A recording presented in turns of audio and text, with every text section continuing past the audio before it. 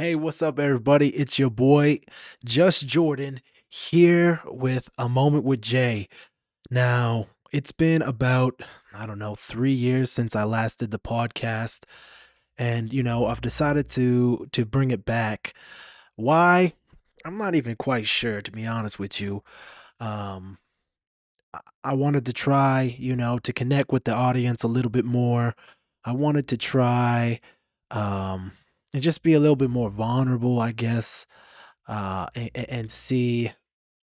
I've been posting a lot of content these days. If you haven't seen, I got 100,000 subscribers on YouTube. I got over 10,000 over there on Instagram now, and that's growing pretty rapidly.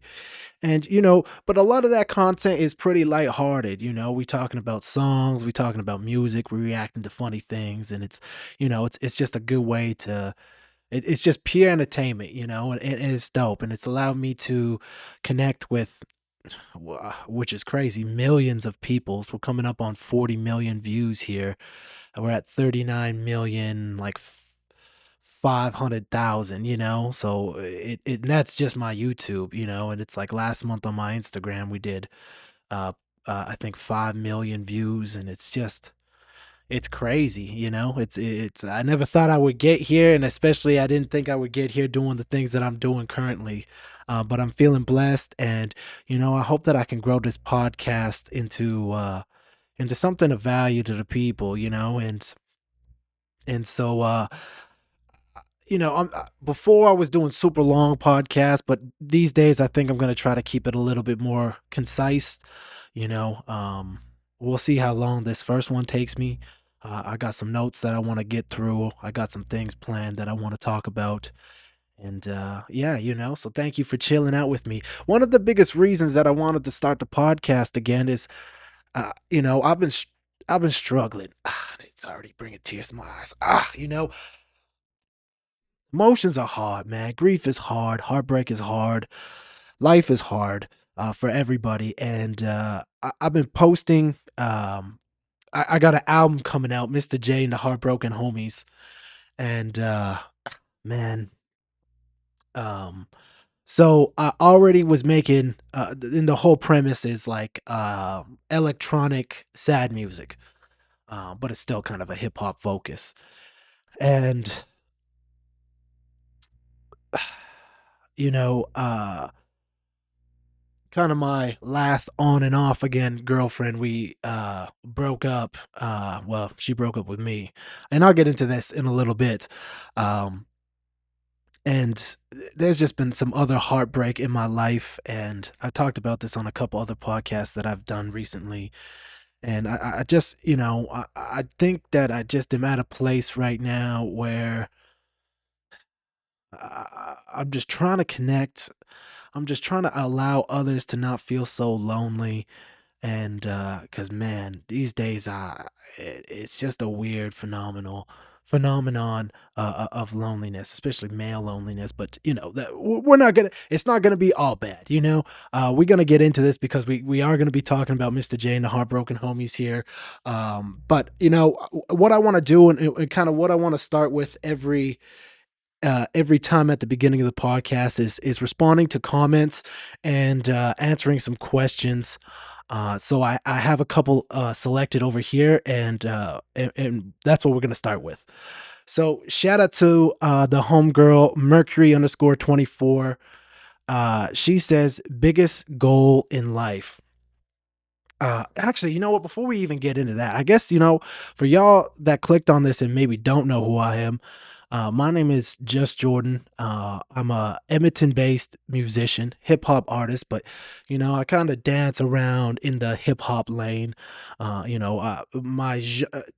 really try to incorporate a lot of different sounds into my hip hop music, and that's kind of where I am. It's like I'm saying, like my last single that just came out from, it's the first single from Mr. J and the Heartbroken Homies. It's called Atmosphere. It was created with the electronic synthwave artist Babbage. Super awesome track. I love it. I love it. It's one of my favorite tracks to this day. I will be playing a song for you coming up later on in this podcast. That is from the album too, that I'm really proud of, and it's gonna kind of tie this podcast together. I think we're gonna try our best. So that's who I am. I'm also a YouTuber, content creator. I'm a caregiver.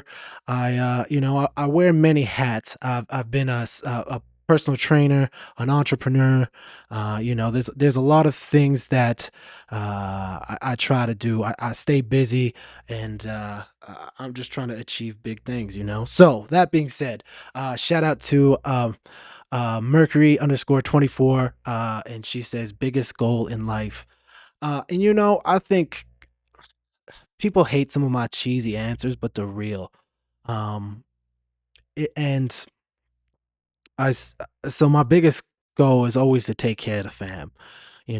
I would love to be at a place where I can not only take care of the fam, but take care of the friends, take care of everybody. Life is difficult, and I would love to do it, and I do. I try to do my best all the time to help any way that I can, and I would like to get to a place where I can do that more. And so, right now, the direction of my life, along with the with that is pretty simple. It's a billion streams, a billion streams, a billion views, and that's kind of my big goal right now. I'm at 40 million um, views on YouTube, and I got, like, I don't know, hundreds of thousands, maybe a million streams. So, we got a long ways to go. And so, over the next years, pretty much the next decade of my life, I'm pretty much dedicated to this path that I'm on right now, of content creation, and connecting with people, and yeah, trying to do that. Also trying to get super shredded. um, Maybe it's my post breakup body, but I think it's time to get. I've competed a long time ago, um, in my early 20s. Now I'm in my early 30s, but I would like to get. I have quite a bit more muscle mass, so I would like to get super lean for some of these photo shoots that I have planned for the album rollout. I love doing all of these things. That's one thing also that some people see with my music is I try to really create a whole universe around my music when I put things out around my art. Even with the single Atmosphere, I sold some artwork. There's still some artwork available on my website, like paintings, um, that just as another way to because music is not it's not a tangible thing. That's why I loved when I released my vinyl album, Olympus, and it's still one of my favorite accomplishments to this day. This YouTube plaque and that are in that vinyl record. um Even though we only sold about 100, but we sold 100 for $100, so we did pretty good. There's only going to be 1,000 of those ever made. So, over the course of the next 10 years, if I sell the other 900, we're going to be in a pretty good place from that. I'm always thinking in the long term instead of the short term, and, making a lot of sacrifices in the short term for the long term. And it puts me in, you know, compromising positions in the short term. But again, in the long term, I said those two phrases so many times, and I apologize. But, so I hope that answers my biggest goals. Take care of the fam, a billion views, a billion streams. And honestly, and we'll talk about this later, but it's like, I am really in a place where I would like a very committed long-term relationship. And it's just like, this is one thing in my life that I find that is so difficult for me to obtain. And I know this is another thing too that's been new to me. Uh, People been calling me a public figure, which is funny because a podcast I like just changed the name to Public Figures, and it's just I mean, I guess that is what you would call me. I get millions of views every week. Millions of people watch me weekly, which is all crazy things to say. And I try not to think about it too much, but obviously the views matter because it's my main source of income. It's how I support my family, and it's how I create the art, and the art eventually does turn around, and it is profitable. But music takes a while, especially because I don't be doing a lot of I don't be doing any live shows. I am looking at coming back to the stage. I've been asked a couple times, and so there are a couple performances that I will be doing. I think relatively soon, but yeah. So, anyways, that's what it is. Take care of the fam. A billion views, a billion streams. Another big goal of mine is I always wanted one of my songs in a video game. So that's something we're actively seeking out right now. And yeah, and then yeah, eventually, I would like a committed long-term relationship. I would like a wife. And again, I'll talk about that in a little bit regarding the album and stuff. But thank you for your question. My next question: shout out to the youngest sibling who was on my podcast before, many a times actually. Actually, I believe has the record for the most guest appearances on the podcast. Uh, at Mango on a Fork, great Instagram name. I don't know if I've ever told them that, but yeah, they said, "What do you do when you can't write but have to?" Great question. Um, you know, one thing about me is I'm very disciplined. It's one thing I've been struggling with right now. Uh, it, it, and I say struggling with, but I'm struggling with it to my own degree of how much I keep myself accountable. I'm still hitting the gym every day. I'm actually been working out harder than I ever been in a long time. And but the thing that's been really difficult for me to do right now is to write music. Because I'm just going through a lot of big emotions. I'm going to try not to cry on this first episode of the podcast, but your boy's been going through it emotionally lately. Fuck.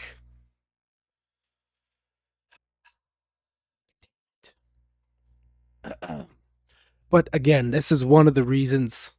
Damn it, bro. Uh, sorry, give me a second. This is one of the reasons why I wanted to start doing the podcast again. Was just vulnerability. You know what I'm saying?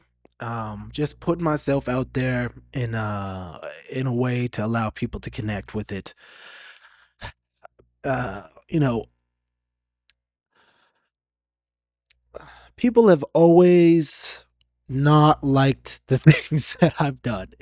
I've always, and I think that's with anyone for the most part, is there's more people who don't like what you're doing than like what you're doing. And people talk shit about me because of my reaction content. People talk shit about me because of the style of music I do. But I always am just striving to be my most authentic, real, and honest self. Authenticity to me is everything. Uh, Sorry for getting emotional there. Anyways, to answer your question, I've been struggling with writing myself, but what does that mean? It means that I still show up and write every day. you know, uh, Even if it's a little bit, even if we getting a sentence down, even if all we wrote that day is a chorus, even if we wrote a quarter of a verse that day, it doesn't matter as long as we're progressing, as long as we're sharpening that tool a little bit every single day, because that's just what it has to be.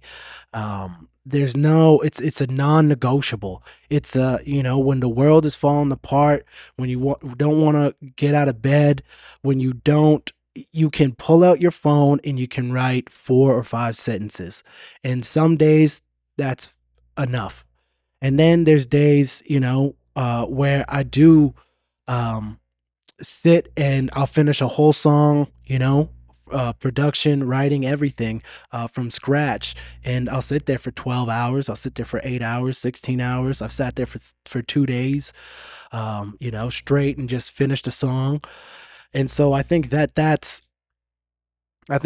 important as well. It's just like you got to do it. And I know most people will say that most of my music sucks, but when you're showing up every day and you're putting in those reps like that, most days it's gonna suck. Same thing with the gym. It's like, yeah, I would love the best workout where I feel the strongest every single day, but that's just not how it goes. I'm showing up my best at that moment to do my best on that day, and maybe it's just a walk on the treadmill and a few reps of bench press, a few sets of bench press, and sometimes that's enough. And then other days, you're killing yourself at the gym, and some days you're writing a masterpiece. So it's you just have to do it.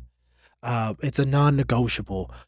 Kobe talks about it, non-negotiable. You make a contract with yourself. I'm writing every single day, and it's you just have to show up and not. It's that don't be a little bitch mindset. It's a show up and write. You know, um, I've had hard days, and god damn it, I just feel like my emotions are just everywhere these days. And so great question. But why things get difficult is it's not always laziness. Damn it, you can tell that I'm tearing up in my eyes. Um a lot of it's emotions, and days are hard, and there's so many things outside of yourself that you can't control. But the one you have to find power in the things that you can control, and picking up that pen and writing every day, even if it's just a little bit. you know Even if you write, if you're writing a verse, if all you wrote was one bar every day, in 16 days you're going to have that verse done. If you didn't, if you for 2 weeks you didn't write anything, you would have nothing done. So it's that compounding effect, just like anything. you know um I got almost 40 million views on YouTube, but I almost got 3,000 videos. you know, I've been putting in that work, and it's just like anything. It's work. Yeah, it's art, but it's still work, and you just got to show up and do it. I know that was a long-winded answer for it. Just doesn't matter. Just do it. But that's the truth. So thank you. And man, we'll talk about the emotions and stuff in a little bit, but I want to get through these freaking questions. The next question is from Ella Favela. Ella Favalia? How do you say that? It's all on the screen, so y'all will see it. Says, oh, this is going to be a very similar one. How do you find the motivation to show up on the days you don't think you can? I, I never think that. I never think that. There's days where that's not true. There are days where I think I can't. Um, but I show up anyways, and I'm in the season right now of showing up. God damn it. Showing up every day with a broken heart. And that's hard, man. Um, cause damn it. This is not a great first episode. But also it's the best first episode because it just shows you how real and authentic that I try to keep things. Ah, god damn it, bro. Sorry. Even today, let me just even give you an example. This podcast, I've been trying to record it for 3 days. It's Valentine's Day, the day that I'm recording this. And, you know, uh, for the last 3 days, I, I just been emotional. The last few weeks, I've been incredibly emotional. And, I don't even know. The last maybe 2 months, I've been.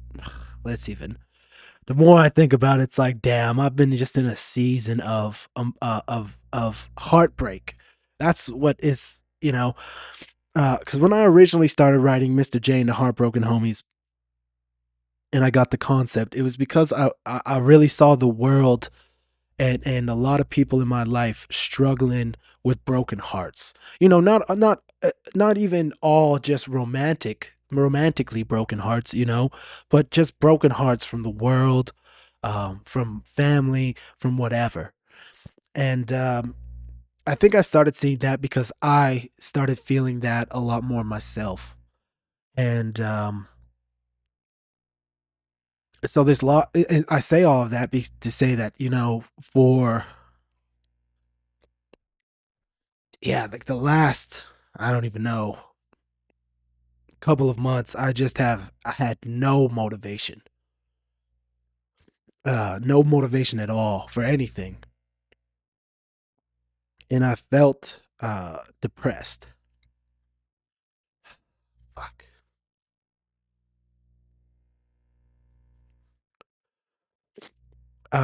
But it's, the same thing with Mango on a Forks question is, I show up, and you get some beautiful things from that, bro. But that's why I wanted to do the podcast, to help with the healing process, maybe, because this is exactly what I thought was going to happen. I thought that I was going to start talking and emotions were going to come out, and they are. God damn it. Ah, I'm going to and I'm going to push myself to put this out still, even though I know this isn't my best podcast ever, but it's one of my realest. I'm always keeping it real. So, how do I find the motivation? I don't. I just show up. I just show up, because I have to. Um, damn it, bro.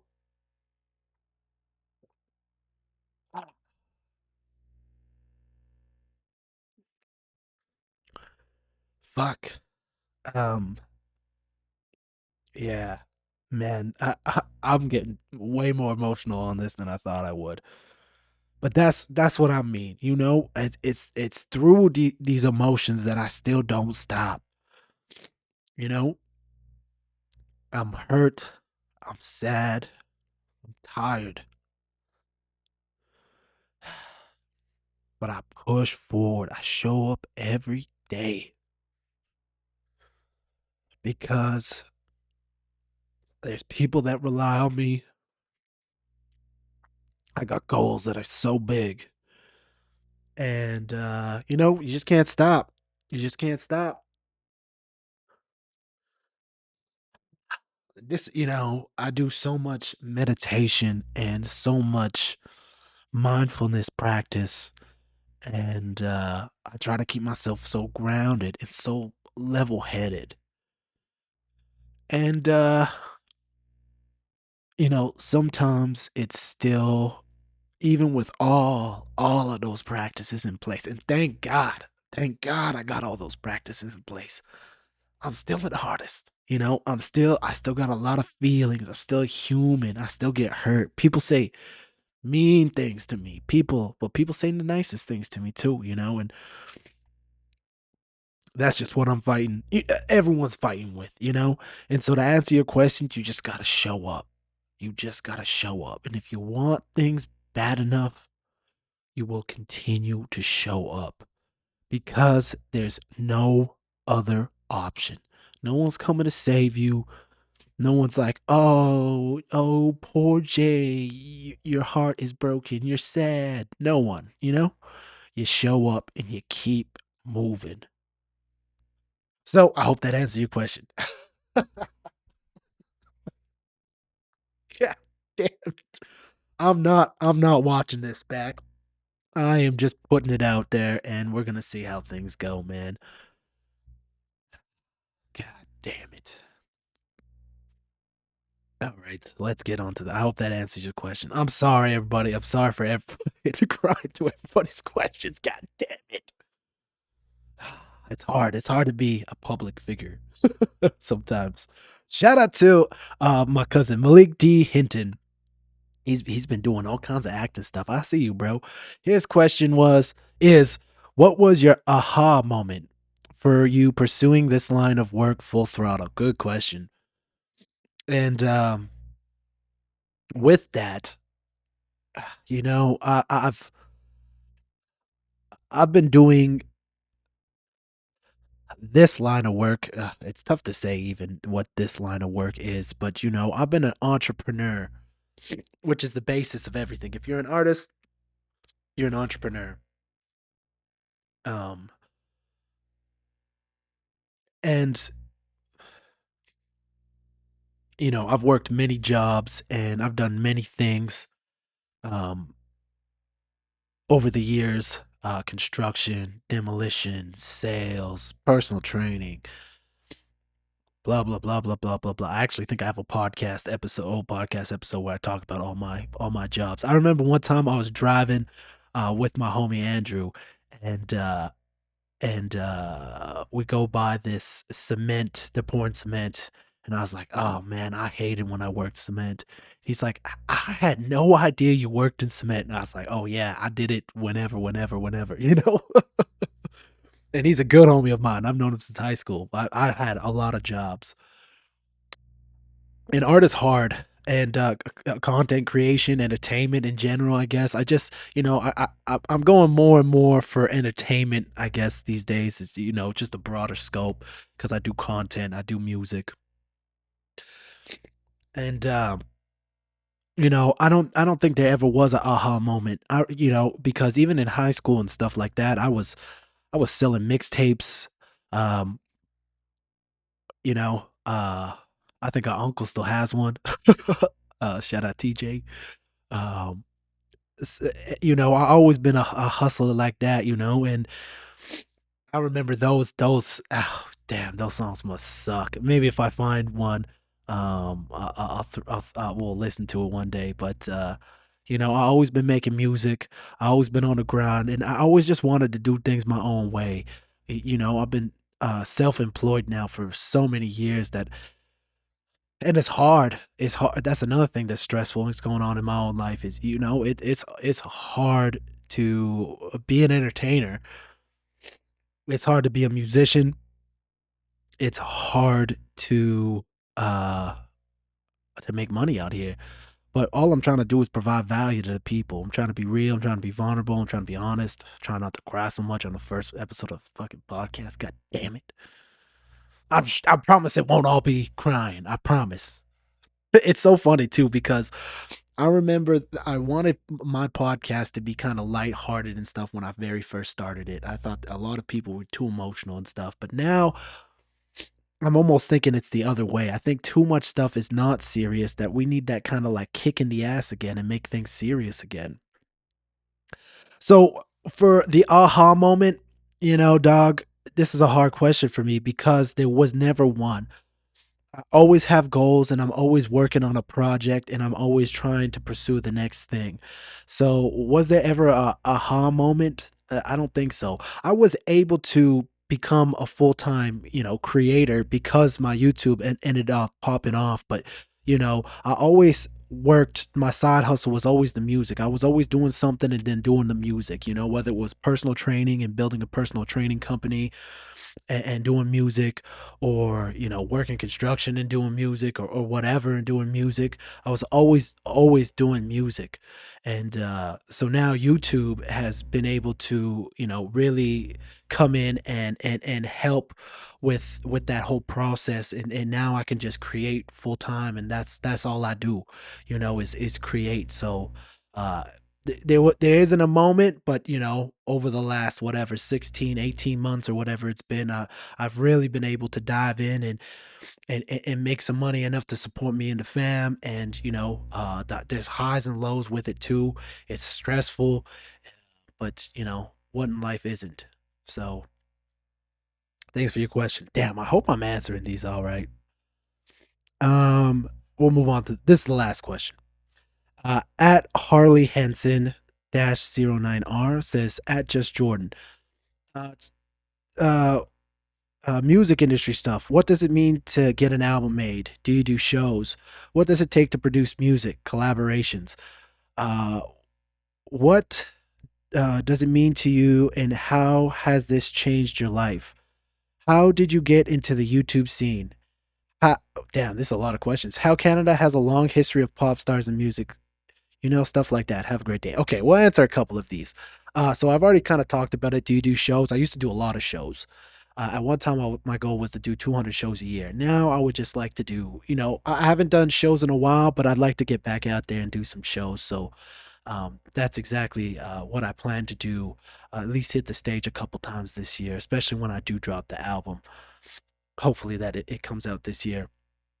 What it means to get an album made. This is interesting because that I think means a lot of different things to a lot of different people. Um, I'm a concept artist, meaning that I do write songs every single day, but and some of them are just for fun, some of them are just for practice.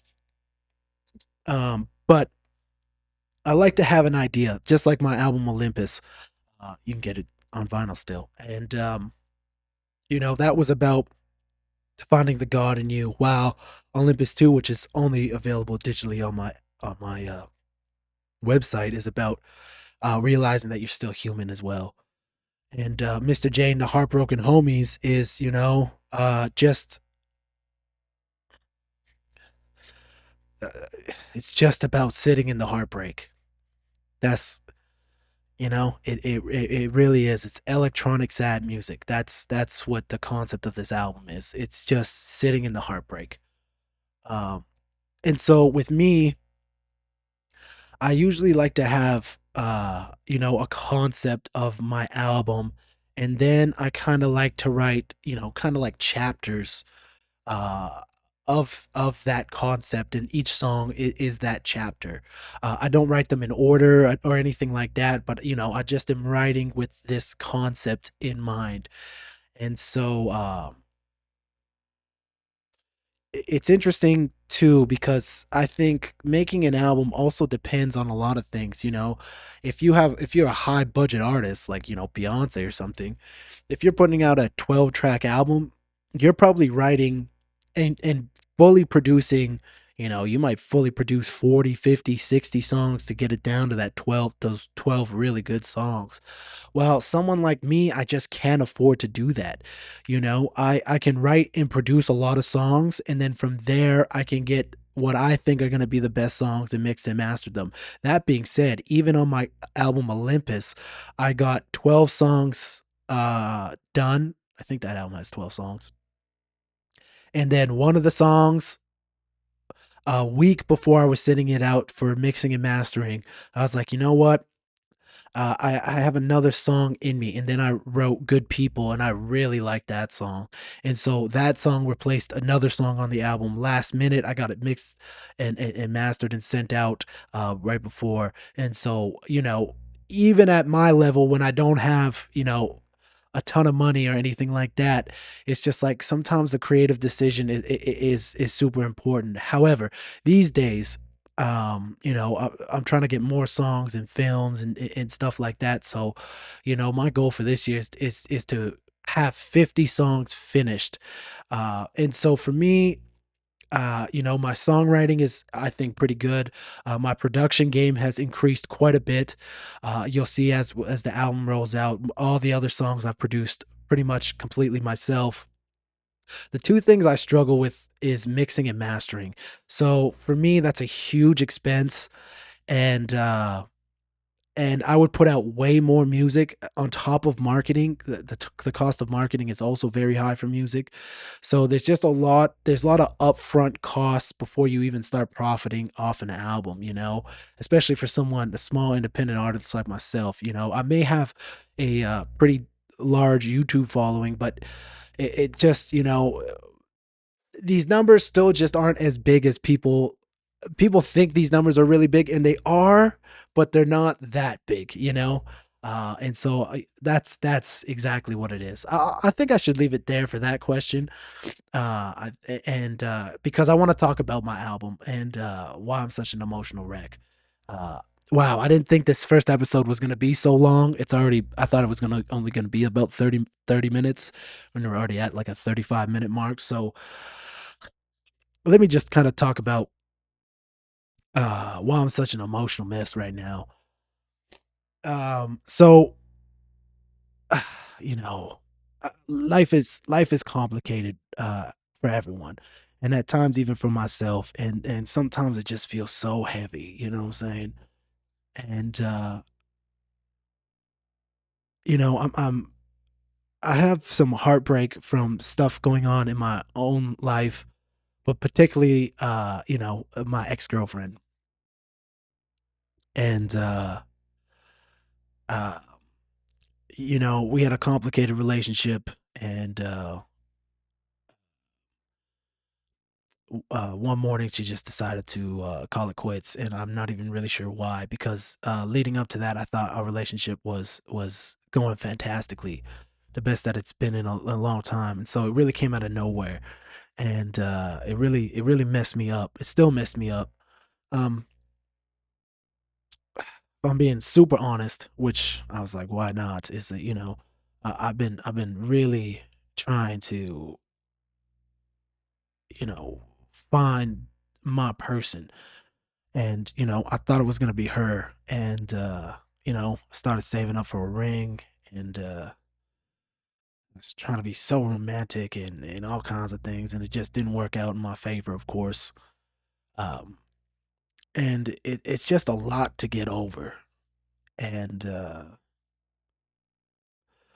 it's giving me so many things. So I hit the 100,000 subscribers.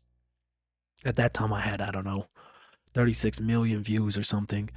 And I just remember looking at these numbers and I hit, the 100,000 in the middle of the night. I just was like, man, the only person that I really am excited to tell this to doesn't care right now. And it just was a weird feeling because, I got millions of views. I got, millions of people enjoying the work that I'm doing right now, and just feeling very lonely. And don't get me wrong, I got great family, I got great friends, but it's not about that. And yeah, that's what's been the hardest part about all this over the last little bit, is I'm just trying to heal. And it's tough because I'm writing an album. Well, the album is done. I just need to get it mixed and mastered. Um I'm releasing 3 mini albums is what it's gonna be. Mr. J and the Heartbroken Homies, Mr. J and the Crystal Owl and the Stone Bear, and then Mr. J and the Great Fantastical Adventure.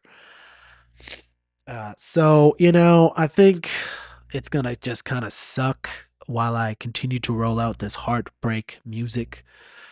And, I hope, by the time I can get this album out, that I'll be in a better position emotionally. Um, because, like, it's not like I couldn't have a partner right now, either. There's a bunch of I wrote the song the other day. I did the remix of "Where the Hell Is My Husband" by Ray, and I did just like a "Where's My Wife" kind of verse. There's a bunch of cute girls in my DMs, but for you, I'll go Stevie Wonder. I don't see them. Like, I even on the apps and stuff, it's like, yeah, going on dates and stuff and whatever. It's I could line them up every day of the week, but it's just not what is serving me right now. And so it's just, hanging out with some friends seems to be the best. Hanging out with the fam seems to be the best right now. But, I have a track on the album called Happiness, and it talks about, being upset and stuff is because not because of what happened to you, it's because what happened to you isn't what you wanted to happen to you. And, that's just what listening back to that song while I'm going through the things that I'm just like, ah. But while I'm going to show you guys the song that I wrote my ex, she heard the song, and I'm gonna show you guys the song because it's gonna be on the album, and uh, uh, sorry, where's I going? I'm kind of nervous to show you guys the song, to be honest with you. But I want to talk about Heartbreak for a second, just because, I am a bio kind of dude. I like to listen to a lot of podcasts and stuff, and so even though I've been struggling with a broken heart, as you've seen at the beginning of this fucking podcast, the first 30 minutes of this is just me crying. I'm gonna get roasted by the internet, but I don't care. I'm just trying to be honest. I did a bunch of research into why it's so hard. It's just there's been two girls ever in my life that I've ever considered marrying, long-term relationships, and there's a song on my first album, or not on my first album, on Olympus. Um, Wait, is it? Hold on one second.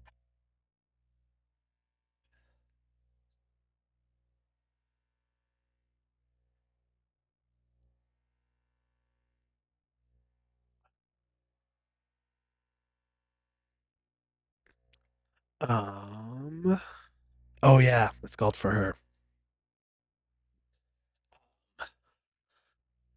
And yeah, so I wrote that for another girl that I wanted to marry.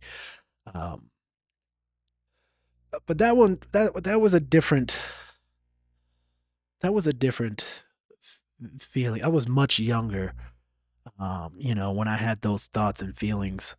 Now that I am the age that I am, um, even though that the relationship that I had with my ex, the last one, wasn't perfect, I just am like, man, nothing is perfect, and I'm always so willing to work towards something, but sometimes it just doesn't work out, unfortunately, no matter how hard you try, and that's the stuff that hurts. It's like I don't know what that quote is from, but it's like you can try your very best and still not succeed. And I hope you all heard that horn. Got me off guard. And that's just the truth of the matter too. It's like sometimes you can love someone with all your heart and they just don't want to love you back, And that's just a hard thing to kind of digest.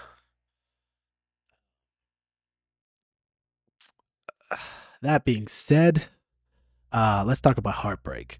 So there was this interesting thing that I read. I was like, man, so why is this? I'm making stupid decisions. I'm fucking calling her when she doesn't want to talk to me. She's blocked me on everything. All this kind of fucking craziness. I'm like, I'm acting. This is so not who I am. Uh, and so I did a bunch of research into what's going on and it's essentially grief. It's essentially like somebody died. And then obviously the deeper the connection that you have with someone, the deeper the grief, and that's what it really feels like to me.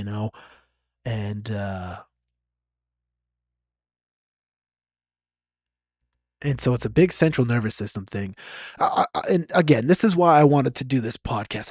I wasn't to cry. It was to share the struggle that I'm going with because I know other people are going with dealing with similar things and, kind of talking about it. I know learning about what was going on helped me. So that's what I wanted to share. And so a lot of it is just the central nervous system. So over the last, I don't know, 2 months, my sleep has been awful. And what's been going on with me that is really not great is I wake up and my anxiety is just on 1,000. As soon as I wake up in the morning, I am just stressed. And, I try to essentially calm myself down all day. And, I've had a couple panic attacks. I've had just mad anxiety, and I know it's nothing, really anyone can help me with. It's just like I have the tools to deal with these things. It just fucking sucks. And I'm always like, oh man, this is so brutal. I understand why people want medication and things like this when they're in a depressive spell or when things are hard in their life because I was just like, I just want this feeling to go away. And it sucks. But I know that sitting with these emotions and, not hiding from them is what's gonna get me through it the longest. So and especially acting erratic and impulsively, which are two things that I don't how not how I normally act at all, is they did this animal study and essentially they were providing food to to animals. um There was it was located at a certain place. I think I got the study right. It was located in a certain location, and the animals could go and feed, and there was always this food there. Uh, and then eventually, what they did is they put up a wall where that food was, and essentially eliminating that food from being obtained. And what these animals ended up doing was like throwing themselves against the wall and harming themselves trying to get this food that obviously they weren't going to be able to obtain. And it's just like another form of like, what happens when you're going through heartbreak. And I just thought it was incredibly interesting in that sense because it's like, damn, I'm just a stupid ass animal throwing himself at this fucking wall because my heart hurts? And I'm just like, I'm acting like an idiot, and I'm just emotional and all of these things, making bad decisions, or just not ideal decisions, and but that's just that's just what happens, and I hope my honest vulnerability is at least something to some kind of value to somebody, and it's just not me crying in front of a camera for an hour. All right, I'm gonna wrap this up soon, but before I do, let me show you the song. Uh, I've debated actually changing the name of the song, but y'all have the podcast, so y'all will get the full listen to. It's called Morning Coffee for Jess. Uh, and I think this is the most current version of the song. So yeah, this will be my next single coming out. It's not mixed or mastered, but it's like almost there. So we'll sit back and listen to it. I hope you enjoy. Yo, sorry, we had some technical issues there, so let's do this now. All right, Morning Coffee for Jess. Yeah, we'll play it.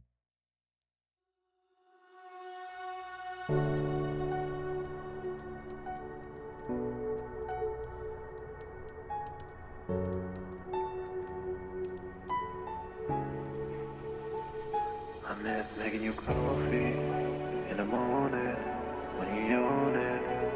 But I'm here missing you, and I keep missing you.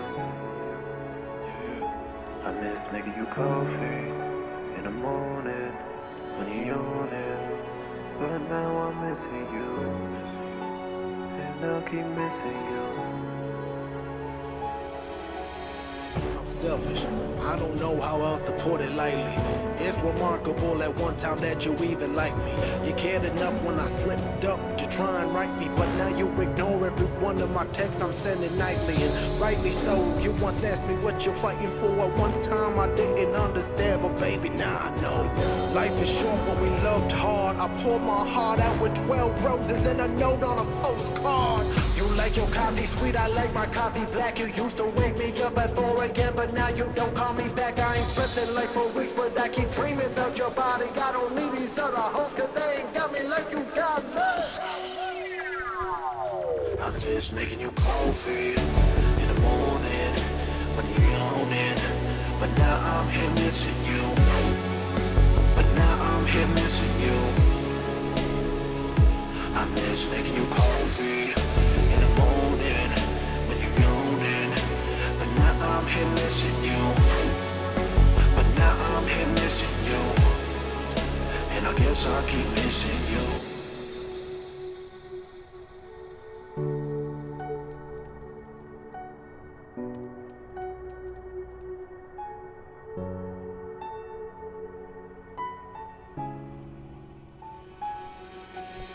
You're gorgeous, and please don't take that lightly. I dream about your kiss and smile every day, they haunt me nightly. I am not a perfect man, but for you, I just might be. I know sometimes things get stormy, but you always love me kindly, and I'm trying. And I will try harder. We have come so far together, but I believe we can go farther. Life is short, but we loved hard. I poured my heart out with 12 roses and a note on a postcard.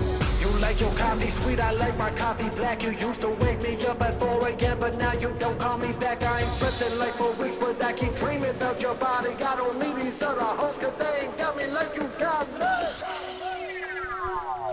I'm just making you coffee in the morning when you're yawning. But now I'm here missing you. But now I'm here missing you. I'm just making you coffee in the morning when you're yawning.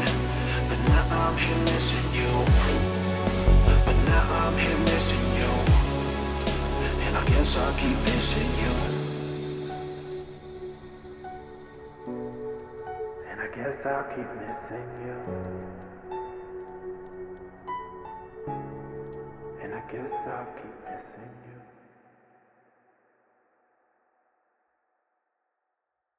Yeah, just some real honest, vulnerable lyrics.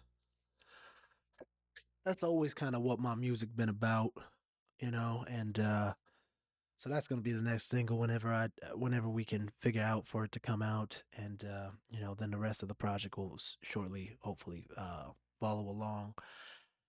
Um, yeah, just a real honest, vulnerable track. I really like the production of the song. Honestly, I was very impressed with myself. I feel good about the level of production I was able to create from that. The songwriting, the musicality. There's a lot of instrumentation, a lot of orchestral kind of arrangements going on in it, on top of that big, electronic sound. So, this is. I'm excited to share it with y'all. Thank you for allowing me to share it with you, and